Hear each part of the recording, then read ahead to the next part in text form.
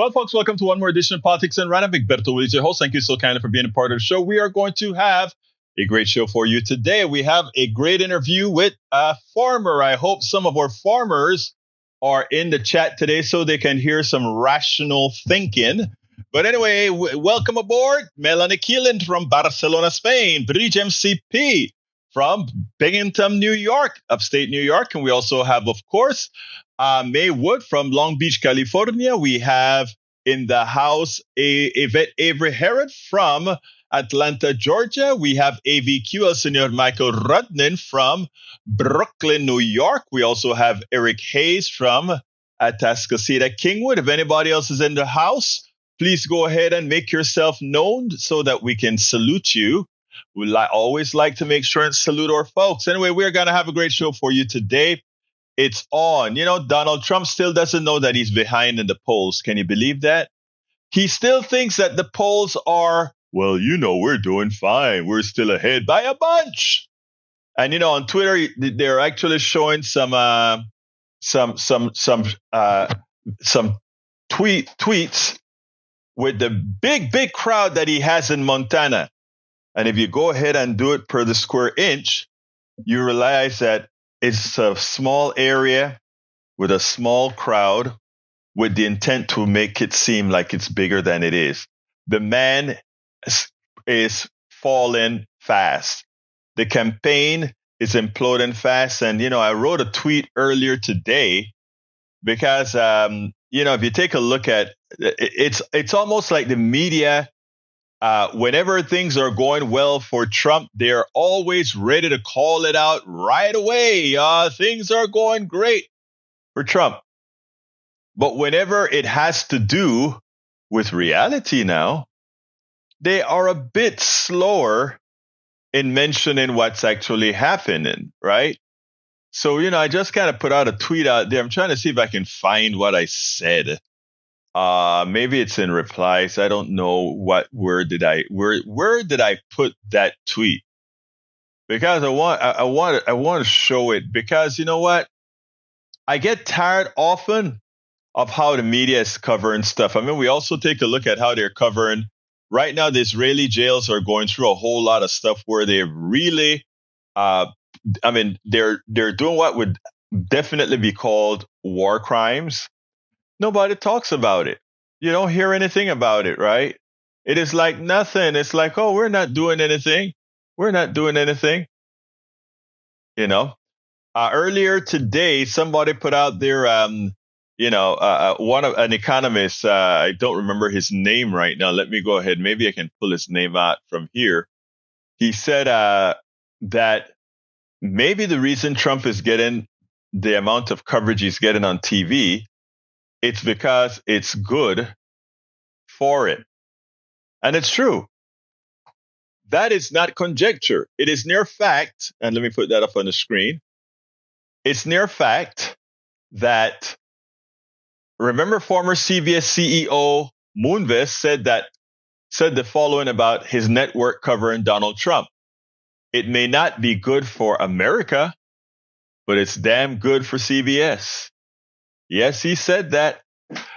Breach says, Egberto, Lawrence O'Donnell was on fire against the media last night. Did you see him? Of course, I even was about to make a tape of it. I mean, a blog of it. But instead, I'm doing that this weekend because I ran out of time. I had an interview this morning when I intended to really do it. So I was not able to do it yet, but I will do it. I'm going to cut it up because it was like a 15 to 16 minute segment. And, you know, that's a long time. So I'm going to try to get the highlights out of it. But I love what Lawrence did. He got cuts of how the media treated both Biden as well as Jean-Pierre, right? Because it shows how disrespectful they were. And when they didn't get the answer they were looking for, they were into their skin. And when they interviewed Trump and Trump gives an answer, it's like, oh, okay. Even though his answers are lies, and everybody know that the answers are lies. Okay? So it is amazing. Mike Cisak wants to hear about the farmer. He wants to hear about the farmer. Okay, Mike, I will give you your wish. I will give you your wish. In fact, that's how I intend to start the show. Anyway, folks, get ready to listen to a farmer who's been on the land for a long time. I hope he educates many of these farmers that are voting against their own interests. Let's go ahead and take it right here, and then we'll take it on the other side.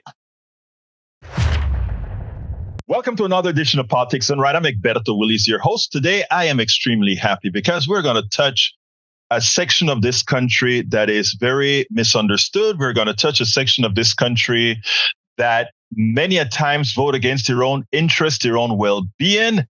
Look, Brian Reisinger grew up on a family farm in Sauk County, Wisconsin, and lives to tell the hidden stories of rural America. He is an award-winning writer, speaker, and consultant. Brian worked with his dad on the farm from the time he could walk. His book, Land Rich, Cash Poor, tells the story of the disappearing American farmer, weaving forgotten history with his own family, a 4-generation fight for survival. Good. Welcome to Politics Done Right. Brian, how are you doing today? I'm doing great. Thanks so much for having me. Really appreciate it. Absolutely. So before we get started, tell me a little bit about your history on the farm, where you grew up, etc. Because I want folks to understand that this isn't what we're going to talk about isn't something coming from the left coast or the right coast, but this is reality and something that we don't get a lot of in our mainstream media, how people really live, the tribulations that they're really going through. Yeah, well, I appreciate you asking. I appreciate your focus on the issue. The reality is that I come from about as much a flyover country as you possibly could. You said it. I grew up working with my dad from the time I could walk, and it goes much deeper than that. We go back 4 generations. My great-grandfather actually fled and escaped pre-World War I Europe to come to Wisconsin, to come to the rolling hillsides of farmland in Wisconsin, try to make a better life. And my grandpa grew up in the Great Depression. And that was a time when farms, although things were incredibly hard, farms were such a dynamic part of our industry that he was able to climb into the middle class despite growing up in the Great Depression. My mom and dad survived the farm crisis. And then I grew up in the 90s and the early 2000s as farming went from being able to cut a middle class path through the depths of the Great Depression to barely making ends meet in modern America. I'm lucky. I grew up with a good, solid working middle class background, but it was slipping away for families and farms like ours all over the heartland. And so that's where I'm from. And that is kind of what informs my view on all this stuff as I dove into these issues for the book and as I think about these things now. Now, tell me, as you see it, what ails the farmer? Yeah, the thing that ails a farmer right now is an extreme kind of on steroids version of what so many people are experiencing in this economy. And that's one of the reasons I think it's so important. Farmers for generation after generation have been facing higher costs that have been going up, even as the prices they get for their goods may be going down or volatile. There's structural reasons that that's happening in our economy that really don't have anything to do with one side of the aisle or the other. In particular, these are deep-seated things that have been going on generation after generation. So now when we come into this, time period, and we have people in this economy who are trying to figure out where their place is in this economy, we can learn a lot from the disappearing American farmer, the forces that are driving that disappearance, the things that are making it harder for farms to make ends meet. They're similar to the kinds of things that make it hard for a lot of people to make ends meet, but it's so deeply seated, so wound into what's going on in our country. I think it's really informative. The other thing about it is it does impact every single American dinner table. We're talking about the food supply for every American, and so the hollowing out of rural America is something that everybody in every part of America should care about because it's impacting food prices. It's impacting the security of our supply chain during crises like COVID. It impacts all kinds of things that really have a huge impact on every American family. And the thing is, it's happening back here in Midwestern flyover country where a lot of people don't necessarily realize what's going on. It's interesting because in with everything that you say, I study quite a bit of economics, and economics affect the farmer just as much as it affects the average worker, etc. And I look at the aggregators, let's say the ADMs and all the other food aggregators out there. And if I go ahead and I look at the stock market, I'll see that these guys have ever increasing profits. They're paying ever increasing dividends. They're doing very, very well. Now, in a closed system where you have the farmer who sells to a cooperative, who then sells to the ADMs, etc.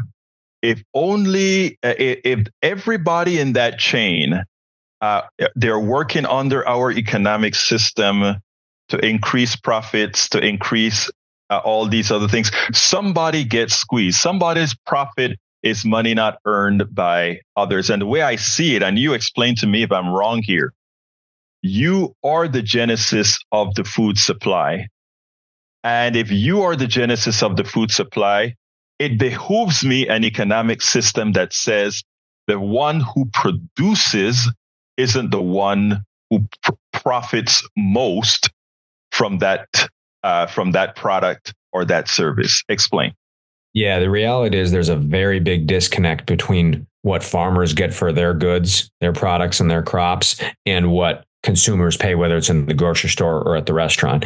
And we could have an economy where we have a much more, I'll call it economically diverse range of options, different places that farmers sell to, different places that people buy their food from, that's much more diverse than it is right now. We really don't. What we have is a very large global kind of commodity-based supply chain that gets the food from the farm gate to the dinner table, but does it through some very specific and limited channels. Now, some of that has happened through natural competition and things like that in the direction of the industry, but some of that has also happened just because things in the American economy, not just in agriculture, not just in food, but all across the entire American economy have become dominated by big, right? Mm-hmm. And so farmers, the small and medium-sized farmers, but even some of the larger farmers, they're the little guy in that economic picture. And so the squeezing occurs on the farmer. And the problem with that, beyond if you care about farmers, which I think a lot of your listeners probably do, we should care about people who are going through hardship. But irregardless of that, when farms get squeezed and we go from having over 6 million farms a century ago to having lost 4 million of those farms today, that impacts things. The farms that we have are carrying an increasingly perilous burden, and the channels that our food goes through to get to the consumers is one that can at times be incredibly vulnerable during disaster. It's one that is slowing down innovation and can lead to higher prices. It's one that creates all kinds of problems for the consumer, as well as, to your exact point, squeezing the American farmer and creating this disappearance, or at least contributing to it, because there's a lot of factors, but it is a big one. You're right. We've lied to ourselves quite often. We've said we believe in competition. We've said we believe in having as many people in one domain as possible. Yet at the same time, we create laws. And we have to remember one thing. The economy is not divine. The economy was created by human beings. The laws that govern the economy is not divine. Again, these are created by human beings. And the fact that you spoke about channels, how the channels have been restricted in the way you get from the farm to market, that all those things are processes created by man, created by corporations, etc. The farmer, in my opinion, and you explained to me, you're the one who wrote the book, Land Rich, Cash Poor. The farmer has to find a way to take back control from the corporations. Again, we've seen all the profits in the corporations while the farmer gets squeezed. And at the same time, it seems like the farmers are selecting people who tend to believe in that process that squeezes them. Your thoughts? Yeah, I think that what farmers have been facing is all of those things combined with the successive instances of economic upheaval, the Great Depression, the farm crisis, the 1980s, the impacts of globalization, some of which have been good, some of which have been bad, the recessions of the more recent years, all of that. When you combine that with what you're talking about, when you combine that with the societal forces of our economy shifting from rural to urban, when you combine that with the way that technology has changed and has begun to leave those small and medium-sized and even some of the larger farmers behind in certain ways, which is something we can get into. You combine all of that, these compounding forces leave farmers in a nearly impossible situation. And the reality is that there is plenty of blame to go around, and that's the bad news. The good news is that means there's plenty of things that people on both sides of the aisle can do about it. One of the things that I think that folks on the right have failed to do is recognize what's happening in competition in this country, to your point, and that it's something that they believe in. I think many of them maybe in good faith, but it's something that has slipped away and policy-wise has not necessarily carried through in a way that can protect not only farmers, but small businesses, consumers of all kinds. There's things that I think the other side of the aisle has also done where the role of government has maybe been captured by folks who use it for things different than what it was intended for when we think about subsidies and things like that. And so that's why I think it's important to have honest conversations about both sides. But I think you're absolutely right. And I will say, I think that, people in the heartland, people in rural areas, they have a lot of reasons for voting the way they vote. One of the things that we do need to do is we need to see an entirely new reorientation by both political parties, and not just the parties, but all ends of the political spectrum around how are we going to create more opportunities for our farmers? Not just how are we going to support our farmers, because you do hear people on both sides of the aisle say, oh, I support the farmers, and they'll give lip service. They might even throw an initiative at a farmer now and then. There's certainly plenty of support in a general sense for farmers. They're a beloved people. They're wrapped up in our national identity.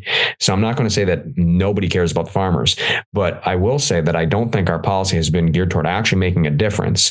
And the question is not, what do you think of the farmers? Because everyone will say, oh, we love farmers. We love the Super Bowl commercials. We love those stories telling us about farmers overcoming adversity in the Great Depression. We love that stuff. It makes us feel good as Americans. But we've been stamping farmers out systematically. And so if we ask ourselves the question, what are we doing to create new opportunities for farmers, new market opportunities, new places that farmers can sell more goods, and in turn, consumers and hardworking American families, more places and ways they can get their food. That's what's going to help solve this. That's what's going to change a lot of these deep-seated policy problems. I agree wholeheartedly. Now, let's talk a little bit about policy. You're a dairy farmer. You and your dad were dairy farmers. And just a question here. Your business was fairly profitable, but it's more difficult each year. It gets more difficult with all the different rules, etc. You spoke earlier about technology and how technology affects the small farmer. Specifically, how does technology affect the small farmer?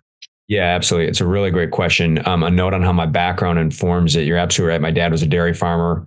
He's third generation. I worked with him, and then I also entered the journalism and the public policy world. So I end up, for better or for worse, getting a unique view of this, having lived it and then having worked in that realm. My sister still works with my dad, and we now have a farm that doesn't milk cows anymore, but raises cows for other farms, raises beef for consumers, and raises a wide variety of cash crops. The reason we did that is exactly what you just said, which is that it was becoming harder and harder each year for a dairy farmer of our size to be able to make it. So we have made a change. We're in that transition. Where does technology fit into that? This is one of the great untold chapters of what's happened to the disappearing American farmer.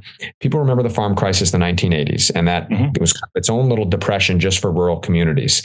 And what was going on around that same time was there had been a shift in technology in this country. In the 50s, 60s, and 70s, there were people leaving rural areas for urban areas, and there was a need to figure out a way to make it so that farms could continue to operate with less labor because they had people leaving because there were better paying jobs in the city. So one of the ways you could do that is you could have technology help farms get better scale, meaning take on more acres, take on more animals with fewer people breaking their backs to do it. Some of that was good because we were losing workforce to the urban areas, and because farming's hard work.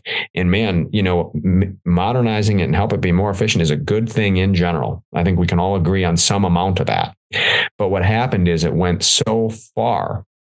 And by the time we got to the 70s and 80s, those farm wages and those factory wages kind of caught up. We didn't need to have technology making it possible for farms to get bigger and bigger anymore. That had worked out and it was just fine.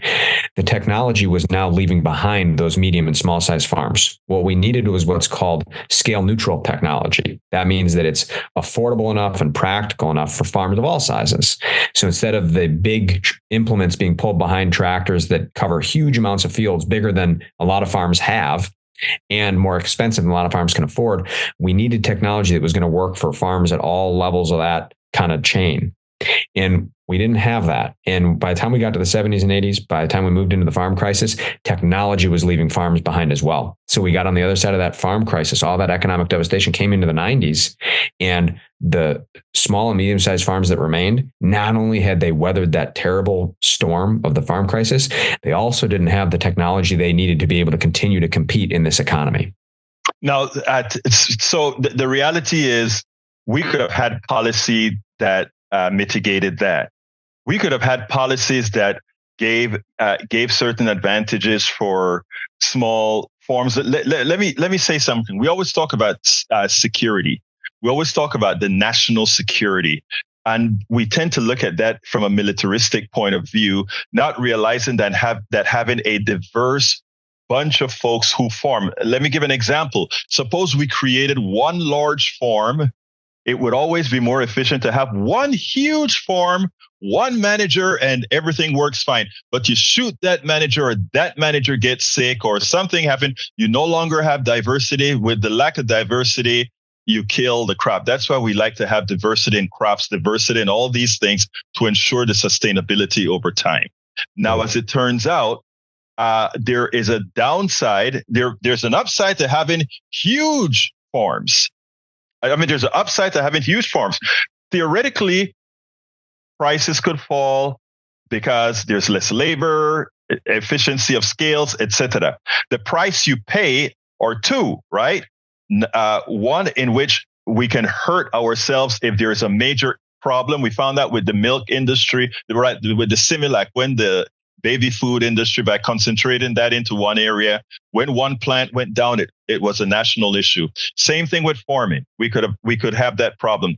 Now the issue is here that we lose our security by not having a whole bunch of small and medium-sized farms throughout our nation.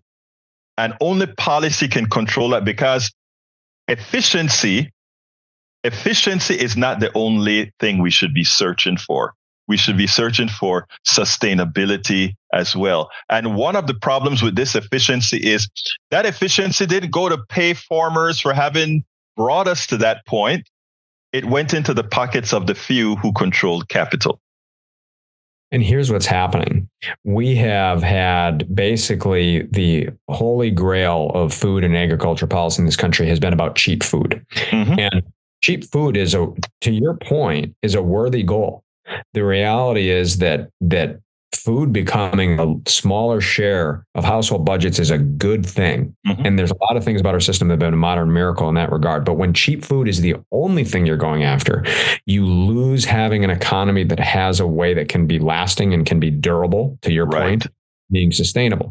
And so we needed to have something a little bit different. We need to gear our government policy around what's going to create opportunities for those farmers, because if you create opportunity for those farmers to continue to thrive in a wide variety of businesses of all sizes, both the farms and in the general agriculture and food sectors to be able to thrive, you have more choices for people. You have more durability. You have all the things that you're talking about that we're lacking. And it's because our holy grail was only cheap food, which again is a good goal, but it should just be part of it. It shouldn't be the only holy grail. So what we ended up having happen is, yes, the economy shifted more and more toward only efficiency, and efficiency is good and we need it. But shifting only toward efficiency means that we lost other things along the way. And that's a real problem. And it's a systemic issue. You talked about the Similac issue during COVID. We saw this. We had farmers desperately trying to find places to sell their food products and their prices going down. And we had consumers desperately looking for goods and their prices going up. How does that happen? Why can't the farmer and the consumer just walk across the street and help each other out? Because we have this large system that some of it is needed. We have to have a sophisticated supply chain to compete globally, to be able to supply different types of markets, but it doesn't have to come at the expense of also having local and regional economies that are robust. They give people options where you can go down the street to your grocery store, you can go to a specialty food store, you can stop off at a farmer's market, you can go to the local meat shop, you can do all the different things that you would do. You don't have to go 20 places to get your groceries. I'm not saying that, but you can have the ability to go a couple different places and to be able to have different access points for things. That's good for families. That's good for American competition and businesses of all kinds and all sizes. And that's good for the farms. But unfortunately, we have instead have this situation that has squeezed farms nearly out of existence and has created problems for everybody as a result. we are wedded to one economic system, and we are wedded to one group of folks who decide what the economic system is going to look like. And I've always said this, even during every recession we've had, even through the depression, even through what we think is a growing economy, is that if you have a lot of people ready to do the work, you have a lot of products out there, and somehow you get unemployment and a shortage of product. The problem is not the people. The problem is not the lack of resources. The problem is a failed economic system. And I think until we're honest about that, we do, in fact, if farmers are suffering, if farmers are dwindling, if all these things are occurring, you cannot say you have a healthy economic system or economic system that works for people if people are suffering within that system. Let's say your dad, when you were growing up on the farm, let's say your dad got some sort of a very chronic illness that really stopped him from being able to run that farm. And to save his life, he had to have this $1 million surgery or whatever. Your entire farm would be on would be at risk. Yet, there are societies, and I always like to talk about our brothers and sisters in Norway or other places where all those things are mitigated. I had a guy who listens to my show in Norway, and he called and he said he's an American who moved to Norway because of those particular incidences. His son got paralyzed and over in Norway, and he was just amazed that a bad act or a illness or being hurt by your cotton gin or what, or a cow kicking you and making you sick or whatever didn't mean the end of the family farm or the end of your financial security. So I think having people like yourself out there writing books like this, telling people as it is. And look, I am a very political person, but if you notice, as I asked the question, I tried to make it non-political in the way, because it's a thing that affects people. It affects people's lives. And what we're looking for is the solutions that one must find to make sure all are sustainable. Now, let me just say, Brian, I ask questions, etc., but you wrote the book. What would you have liked to say or tell us that my questioning was lacking in? We've had great questions, and it's been a really great discussion. I love being able to engage with people from all different viewpoints and all different places, because that's what we're going to need to be able to do to solve this issue. And so I appreciate the dialogue. One of the things that was really interesting and rewarding for me was being able to take a lot of these big macroeconomic forces and societal forces and technological forces that I researched to figure out what had been going on and connect that with my family's experience. That was very personally rewarding for me. I also think I hope, one of the things that will make the book compelling to people, that will make people want to pick up Land Rich Cash Poor and be glad they did, which is to say they will learn about these issues we've been talking about, but they'll also see what it's like for our family. And so, I'd like to talk for a moment just about what that's been like. I mentioned my great grandfather coming over here, escaping pre-World War I Europe. He worked under debt for decades to be able to establish our farm. And my grandfather grew up through the Great Depression to be able to get into the middle class.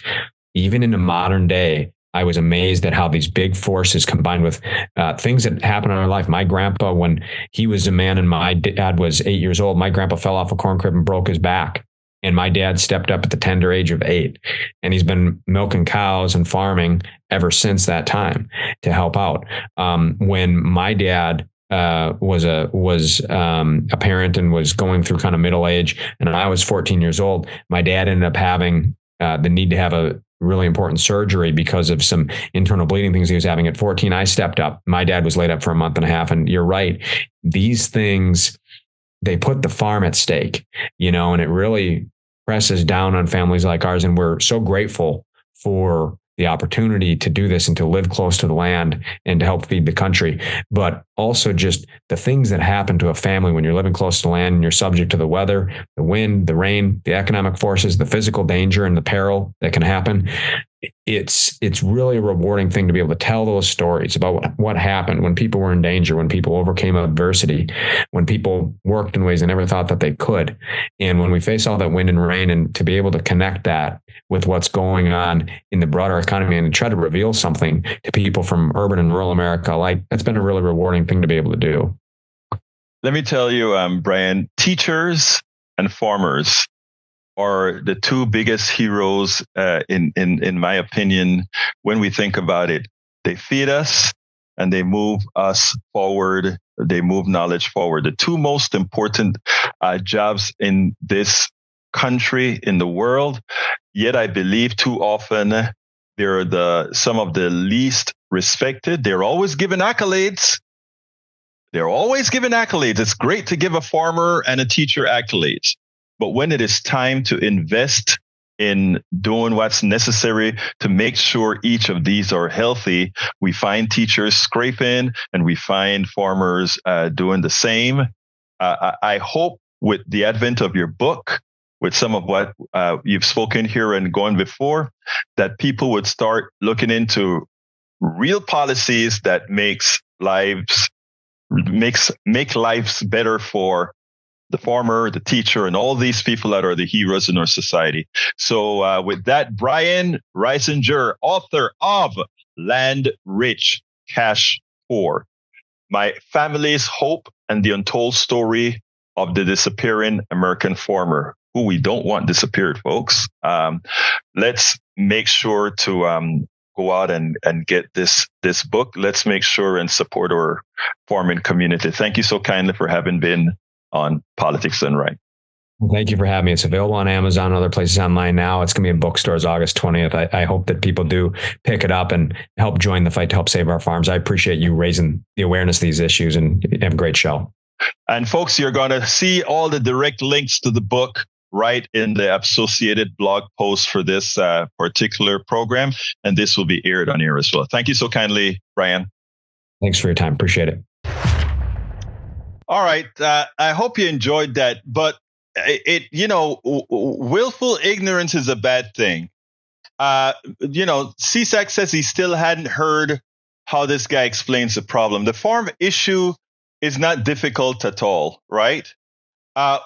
We just have to look to the past Trump's agricultural secretary, who said the small farm. You know what? Let's go ahead and put that on the screen for you, because I want to get into that a little bit. I forgot what its name is. Trump agricultural secretary. And I want to point out that he said small farms are dead. All right. And they're not dead because they need to be dead. They're dead because of the policies that these guys support. So here it is. Trump's agricultural secretary warns family farms may not survive. Sonny Perdue. Here is the administration that many farmers like to vote for. And he is telling the people, the milk farmers and everybody else, that the small farm is likely dead. And the thing about it is, that's not true. You can create policies that support, and Mike Cisak says, well, he didn't give what the problem is. He sure as hell did. He talked about what technology did to the farm.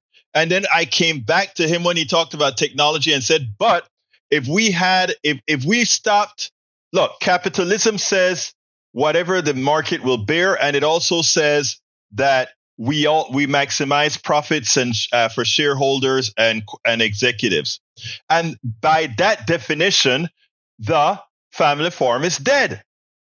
But if we went ahead and instituted policies that aren't governed by that, remember what he talked about, cheap food, right?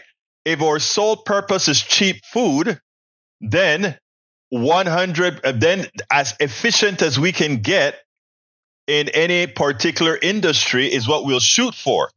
But said efficiency is wrong. Okay, Michael Cisak is calling. All right, Michael, come on in. What's up?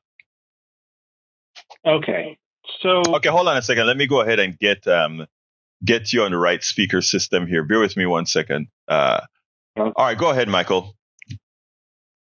Okay, so I listened to him, and he was not specific. He beat around the bush, and I can understand why. No, he didn't beat up. He did not beat around the bush. Yes, he did. No, he did not. But go ahead, make your point. Make your point. Give me a minute. Give me a couple minutes here, okay? I'll try and be quick. The problem that we run into, okay, as far as farmers, is the regulatory restrictions that we have in the entire economy of agriculture. It stems from FDR and his administration, which really heavily restricted as far as what all that we could do, how we could do it, who we could sell to, how it goes through. I mean, it's a dictate from top to bottom. Okay, it's not a free economy. The only time that we can actually have a free economy is when we go to the farmers market and we do cash to cash with just, like fruits and vegetables and anything else that doesn't have to go through a required FDA check. Okay? So that's the problem that we run into. When you have to go through a shit ton, excuse my language, of steps in order to sell food, okay, you have to sell food in massive quantities in order to afford it. That is why there's been a huge consolidation of farming into larger and larger corporate farms. That's the reason. It has nothing to do with the way the economy runs or anything else. It has to do with the way that the government is running things. Okay, now that you've said that, I can tell you how wrong you are, and let me explain why. Because you actually contradicted yourself when you pointed out something very important. If you as a farmer produce a whole lot of products and for the most part, out of the regulatory state, you go to the farmer's market and you are from farm to person, which there are a lot of companies that are coming up right now doing exactly that. In other words, there are a lot of small farms that the way that they are making money right now is that they've gone into what's called boutique farming. And what they do is they have small farms that they have these different products, and some of them even have websites where the way you work with them is about 1,000. They have 1,000 customers that they grow for, and that 1,000 customer gets the products that they want. That is outside of the regulatory state. Now, under the regulatory. No. Wait, I am not. I am not. Wait. I am not done. To go to the regulatory. I allowed you to speak. Let me finish. Okay, I allowed you to speak. Okay, I'm just. You will wait. Hold on. You will do regulations for the safety of food. That is a requirement. That is a must. That is to protect you and me, whether you like it or not. I don't believe in the laissez-faire where it says, well, if I grow plant in salmonella infested fields, that somehow I will be out of business after I kill a few people. They sue me and I'm out of business. That's not humane. That is evil. But let's go ahead and do it the right way. There must be farmers are wanting to kill people. That's not what I said at all. Again, are you really pushing that? No. Wait a minute. Are you really doing that, Michael? I mean, that's your mentality. No, I'm sorry, that is your mentality. Michael, that's why you push so many regulations. Michael, you just lied on what you just said there. That's your mentality. I said we will not allow. Yes, we must dictate, right? Right, that's what you just said. Michael, why don't you be quiet? One of the reasons you can't, because you lose an argument, you have to interrupt. All right, here's the issue. Everyone look up Miller's Organic Farm in Pennsylvania. Okay, look, I've done all of that. Listen to what I'm saying. Okay? We have to protect everybody from anybody that's going to do harm. That is whether they are a farmer, whether they sell whatever. The government, we the people, is there to ensure that we don't have individuals. I'm not saying all or most or whatever, but we protect against that, period. We must have regulation. Regulation. Yes, you do that through regulation. It's the only way you can do that. What's the other way to do it, Michael? What's the other way, Michael? Please tell me. Do it through the courts. Again, oh my God, wrong. Really the courts assume that you're dead first, right? Because the only way you have to do it through the courts is after the event. Regulations are before the event. Courts are after the event. So therefore, if you want the courts to handle it, you have put a price on life. No. Now let me finish. Let me finish. But Mike, let me finish, Mr. Mike. Let me finish the statement. Mike, let me finish the statement that I'm trying to make. The portion of the farming that goes into the corporate state now is something that's pushed by neoliberals and Republicans alike. And the reason Perdue came out there and said that the family farm will not survive is that he was unwilling to take the positions that progressive support to ensure that the family farmer will remain. And how does the family farmer remain?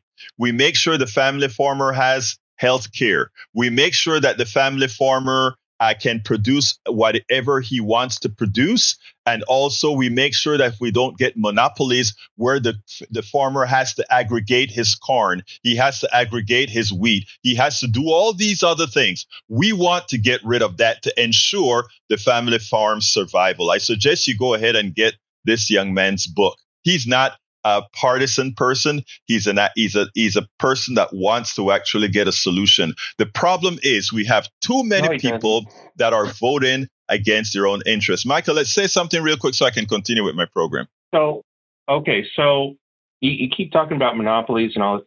There are already monopolies. Make the point. There are monopolies because of government regulation. No, yes, you're right. Because of neoliberal regulations, you're absolutely right. Because of leftist policies. Yes, no, neoliberal policies. There's a difference. Neoliberal policies. Bill.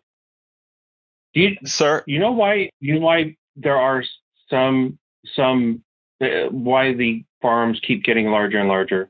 Yes, I do know why they keep getting larger. Because of neoliberal policies. No, because the subsidies that the left keeps pushing, subsidies that go into the farming bill, the welfare that you keep talking about that we shouldn't give to the corporations, goes to the corporate farms. Okay? Yes, you're right. Okay? You're absolutely right. And it pays to be a huge-ass corporate farm more than a small family farm that you really don't. Okay, I want you to stop right there. I want you to stop there because you know the problem is this. And Hold on. That's a subsidy. Michael, you got to stop when I ask you to stop, please. Okay? When I ask you to stop, please stop. Well, you keep interrupting me. Michael, it's my show. Fair. It's my show. When I ask you to stop, please stop. And here's the answer to that question. I stop you when you've completed a sentence, not when you're bloviating. I stop you when you complete a thought. And your thought is this. I'm not be quiet for a change. I'm making a point. The thought you made you made the point. You said the subsidies that the government gives mostly goes to major corporations. You are correct. That's what I wanted to tell you. I wanted to tell you you are correct, but you are wrong in the reasons or who's responsible for it going to major corporations. I want these subsidies to go, as we talked about with the brother Brian on the program here, to go to farmers like you. But you see, you have been so trastornado in your mindset that you do not allow critical thinking to get into your head. Now, here's the issue with getting the money to you, my brother. The conglomerates should get zilch. Remember, we spoke about technology. We should have a balanced approach, or I should say a what's known as a weighted approach towards the small farmer. Why? Because in a capitalist system, you will always get an aggregation to those who have more capital. However, if we understand that not having a whole lot of Mike Cisak doing farming out there is a security risk for the country, and we don't have the policies that necessitate that, then that's where it goes wrong. Progressives want the policies that support that.